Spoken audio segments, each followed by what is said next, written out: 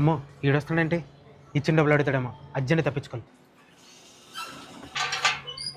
నగేష్ ఏట్రా నన్ను చూసి దాక్కుంటున్నావు? నన్ను ఆట పట్టిద్దాం అనుకుంటున్నావా ఏంటి? అలా ఏం లేదురా, దా. హ్యాపీ ఫ్రెండ్షిప్ డే రా.